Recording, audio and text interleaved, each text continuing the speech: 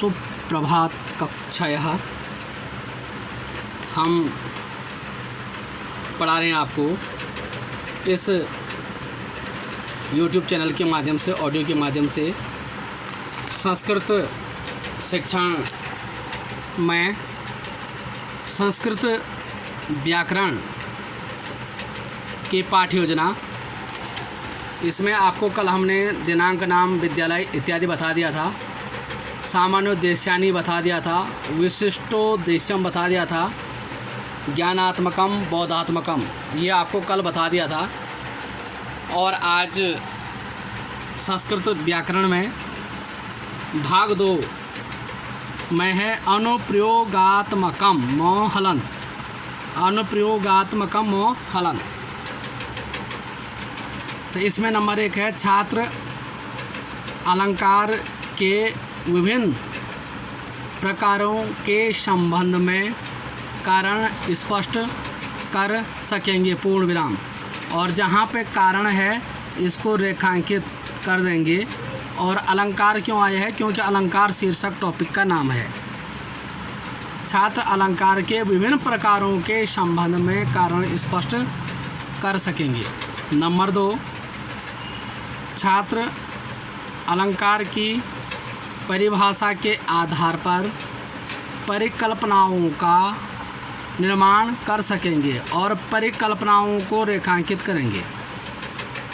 छात्र अलंकार की परिभाषा के आधार पर परिकल्पनाओं का निर्माण कर सकेंगे, पूर्ण विराम। नंबर 3 बिंदु, छात्र अलंकार की परिभाषा के आधार पर निर्मित परिकल्पनाओं का सत्यापन कर सकेंगे। और जहाँ सत्यापन है, सत्यापन को हम रेखांकित करेंगे कि छात्र अलंकार की परिभाषा के आधार पर निर्मित परिकल्पनाओं का सत्यापन कर सकेंगे, सत्यापन रेखांकित। नंबर 4, छात्र अलंकार की परिभाषा के आधार पर पूर्व कथन कर सकेंगे। और पूर्व कथन को हम रेखांकित कर देंगे, पूर्व कथन। छात्र अलंकार की परिभाषा के आधार पर पूर्व कथन कर सकेंगे, पूर्ण विराम। नंबर 5, छात्र अलंकार के विभिन्न प्रकारों के संबंध में निष्कर्ष निकाल सकेंगे। और जहाँ विभिन्न प्रकारों के संबंध है, निष्कर्ष को आप रेखांकित कर देंगे। तो छात्र अलंकार के विभिन्न प्रकारों के संबंध में निष्कर्ष निकाल सकेंगे। और जहाँ निष्कर्ष है उसको आप अंडरलाइन कर देंगे। अब आता है आपका सृजनात्मक का नंबर 1 बिंदु है छात्र अलंकार के विभिन्न प्रकारों का विश्लेषण कर सकेंगे। और विश्लेषण को रेखांकित कर देंगे। विश्लेषण, छात्र अलंकार के विभिन्न प्रकारों का विश्लेषण कर सकेंगे। ये है सृजनात्मकम मोहलंत। संस्कृत और हिंदी में आप अंतर समझ रहे होंगे। हमने कहा था कि हम संस्कृत का रूप देंगे। स्पष्ट हो कि ये संस्कृत का लेसन प्लान है। उतारा हुआ लेसन प्लान मत लाना, मैं काट दूंगा। ना उतारा हुआ लेसन प्लान चलेगा। जब आपने उतारना ही है तो हम इतनी मेहनत क्यों कर रहे हैं? तो सृजनात्मकम, छात्र अलंकार के विभिन्न प्रकारों का विश्लेषण कर सकेंगे। ये RCEM विधि के द्वारा हम बता रहे हैं। नंबर 2, छात्र अलंकार के विभिन्न प्रकारों के आधार पर नए वाक्यों का संश्लेषण कर सकेंगे। और नए वाक्यों का संश्लेषण जहाँ है इसको आप अंडरलाइन कर देंगे। अंडरलाइन काले पेन से करेंगे। नंबर 3, छात्र अलंकार की परिभाषा के आधार पर वाक्यों का मूल्यांकन कर सकेंगे। छात्र अलंकार की परिभाषा के आधार पर वाक्यों का मूल्यांकन कर सकेंगे। और जहाँ मूल्यांकन है, मूल्यांकन को आप रेखांकित करेंगे।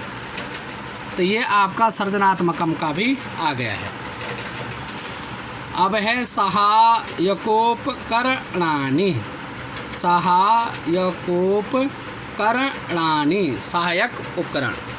इसमें आता है सामान्य सामग्री विसर्ग, विशिष्ट सामग्री विसर्ग।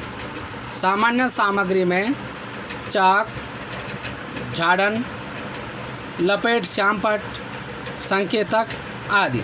चाक, झाड़न, लपेट, श्यामपट्ट, संकेतक आदि।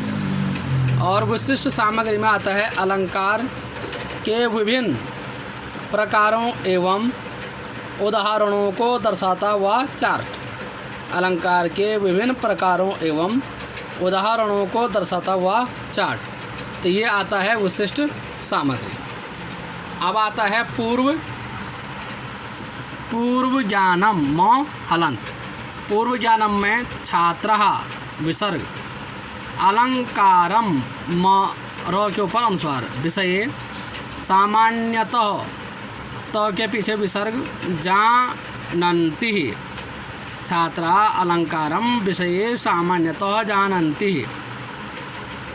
प्रस्तावना छात्राध्यापकः विसर्ग, छात्रेषु पूर्वज्ञाने संबंधितो प्रश्नान् न हलन्त पृष्ट्वा।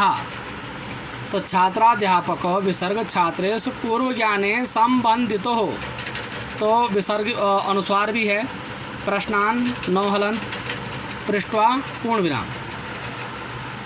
इसमें भी 2 कॉलम बनेंगे, छात्र अध्यापक क्रियाएं, छात्र क्रियाएं। अब प्रश्न 1 है, हमने आपने सिर्फ पहला प्रश्न पूछना है, यहाँ बच्चे उत्तर देंगे, फिर उत्तर का प्रश्न, उत्तर का प्रश्न, उत्तर का प्रश्न। कहीं भी शीर्षक का नाम जो ये उदाहरण के लिए जो ये अलंकार है, ये यहाँ ना ही कहीं प्रश्न में आना चाहिए, ना ही कहीं उत्तर में आना चाहिए। सिर्फ समस्यात्मक ऑब्लिक और स्पष्ट उत्तर होना चाहिए। तो आप पहले ही कह रहे हैं कि अलंकार से आप क्या समझते हैं, आज हम अलंकार की व्याख्या करेंगे, ये जो गलत है। कहीं भी शीर्षक का नाम ना प्रश्न में नहीं आना चाहिए, उत्तर में नहीं आना चाहिए, सिर्फ समस्यात्मक ऑब्लिक और स्पष्ट उत्तर होना चाहिए। अब क्या है, आप कहेंगे छात्रों मैं आपसे कुछ प्रश्न पूछूंगी या पूछूंगा, जिसको आता है आप हाथ खड़े करेंगे, जिसको नहीं आता है वो शांतिपूर्वक बैठे रहेंगे। जिसका हाथ खड़े देखेंगे, एक आगे से पहले प्रश्न के लिए आगे उठा दिया, तो बात के लिए पीछे, तीसरे के लिए इधर से, चौथे के लिए उधर से, तो और बीच से भी उठा दिया। और बच्चों को उठाने के बाद अतिशयोक्ति के साथ वे कहते हैं शाबाश, बहुत अच्छा, अच्छी कोशिश की है। और जो बच्चा उत्तर नहीं दे पाता, दूसरे को उठाना है, और जो जिसने उत्तर नहीं दिया उसको तब बिठाना है जब तक उसने रिपीट नहीं किया कि दूसरे ने क्या कहा। तो प्रश्न 1, हमारी मातृभाषा कौन सी है? छात्र अध्यापक क्रियाएं, छात्र क्रियाएं, हमारी मातृभाषा हिंदी है, पूर्ण विराम। प्रश्न के पीछे प्रश्नवाचक, उत्तर के पीछे पूर्ण विराम, वाक्य पूरा लिखो।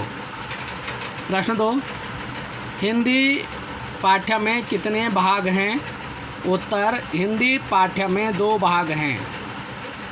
यहाँ हिंदी पाठ्य में कितने भाग है? प्रश्नवाचक, उत्तर हिंदी पाठ्य में 2 भाग है, पूर्ण विराम, उत्तर का प्रश्न। फिर उत्तर का प्रश्न।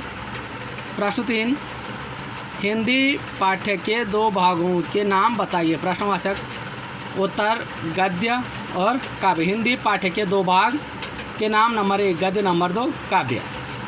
फिर उत्तर का प्रश्न। प्रश्न 4, हिंदी काव्य में किसका अध्ययन किया जाता है? प्रश्नवाचक। फिर छात्र क्रियाएं आता है, उत्तर हिंदी काव्य में कविता का अध्ययन किया जाता है, पूर्ण विराम। हिंदी काव्य में कविता का अध्ययन किया जाता है, पूर्ण विराम। फिर उत्तर का प्रश्न, काव्य में कविता की शोभा किससे बढ़ती है? प्रश्नवाचक। तो छात्र क्रियाएं हैं समस्यात्मक, ऑब्लिक और स्पष्ट उत्तर। तो क्या है? उद्देश्य कथनम म हलंत, छात्रों अध्यो, छात्रों अनुस्वार की बिंदी भी है, अध्यो, वयम यो के ऊपर अनुस्वार की बिंदी है, अलंकार लौ के ऊपर अनुस्वार है, विषय अध्ययनम म हलंत है, करिष्यामो मौ के पीछे विसर्ग है, पूर्ण विराम। और हमेशा उद्देश्य कथन क्या होता है? रेखांकित होता है पूरा। तो छात्रों अध्यो वयम अलंकार विषय अध्ययनम करिष्यामः। आप ही देख सकते हैं काव्य में कविता की शोभा किससे बढ़ती है? समस्यात्मक। तो स्पष्ट ही है कि अलंकार। इस प्रकार, और आपने उद्देश्य कथनम भी रेखांकित करना है। और आप कहेंगे क्लास के सामने कि छात्रों अद्यो वयम अलंकार विषय अध्ययनम करिष्यामो। क्लास के सामने कह दिया आपने। फिर आपने आपकी जो लेसन प्लान की कॉपी है इसमें भी रेखांकित होगा। और फिर आपने श्याम पट पे जहाँ सब कुछ आपने भर दिया था, सिर्फ आपने प्रकरण नहीं भरा था, तो वहाँ पर लिख देंगे आप अलंकार, और रेखांकित आप श्याम पट पर भी कर देंगे। आपके लेसन प्लान में भी इसी प्रकार होना चाहिए कि दिनांक नाम विद्यालय, दिनांक नाम विद्यालय। ये मत सोचना कि और मैं नहीं जानता हूँ, मुझे सिर्फ अपना विषय का चाहिए। दिनांक नाम विद्यालय, 3 कॉलम यही होने चाहिए, ध्यान कान खोल के सुन लो। और दूसरे वाले में विषय उपविषय प्रकरण, और तीसरे वाले में कक्षा कालांश अवधि। आप कर रहे हैं नाम यहाँ लिख रहे हैं, यहाँ को भी ये मैंने नहीं बताया कि नाम यहाँ लिखो और यहाँ कुछ और लिखो। मैंने ये दिखाया है दिनांको नाम विद्यालय विषयो उपविषयो प्रकरणम और कक्षा कालांश अवधि, ये हमने बताया है। और अब पता नहीं आप कहाँ से उतार के ला रहे हैं, तो इससे साफ जाहिल होता है आपने उतारा है। पता नहीं कहाँ से आपको ऐसे उतारने की पनाह मिलती है, जो कि गलत है। हम तो ऐसा नहीं कहेंगे। आप मेहनत करो, परिश्रम करो और ख़ुद बनाना सीखो। और जहाँ नहीं लगता है, समझ में नहीं आया, तो बताओ, हम दोबारा बताएंगे। तो ये उद्देश्य कथनम तक आपका टॉपिक निकल गया है। अब इसी प्रकार आता है प्रस्तुतिकरणम म हलंत और शिक्षण बिंदु। दूसरे कॉलम शिक्षण लक्ष्य ऑब्लिक व्यावहारिक उद्देश्य। तीसरा कॉलम छात्र अध्यापक क्रियाएं। चौथा कॉलम छात्र क्रियाएं। पांचवा कॉलम विधि ऑब्लिक प्रविधि ऑब्लिक सहायक सामग्री। छठा कॉलम श्याम पट सारांश। सातवां कॉलम मूल्यांकन। तो कहने का अर्थ है आपका 7 कॉलम बनेंगे RCEM विधि के अनुसार। 1 2 3 4 5 6 7। और हिंदी व्याकरण और संस्कृत व्याकरण में जो भी आपको दोनों में से अच्छा लगता है, तो आप उसी विधि के अनुसार बनाएं। विधि दोनों एक ही है। हिंदी व्याकरण भी RCEM के तहत है और ये संस्कृत व्याकरण भी RCEM के तहत है। लेकिन अंतर इतना है, हिंदी व्याकरण हमने चार्ट के माध्यम से हमने पाठ्य योजना का निर्माण किया है, यहाँ चार्ट नहीं है। हिंदी व्याकरण में 3 चार्ट आपको बताए थे, जबकि यहाँ चार्ट नहीं है। यहाँ जैसे भाषा के द्वारा ही आपको बता रहे हैं। दोनों RCEM के ही हैं। तो आज का इतना ही। आशा है कि आप मेरे चैनल को सब्सक्राइब ज़रूर करें और शेयर करें, लाइक करें। और सब्सक्राइब करना ना भूलें, और लाइक करना ना भूलें, शेयर करना ना भूलें, लेकिन सब्सक्राइब आप ज़रूर करें ताकि आप मेरे आने वाले वीडियो को देखें। मैं राकेश नथवाल, प्रवक्ता HIT BED कॉलेज जिला चमोली। धन्यवाद।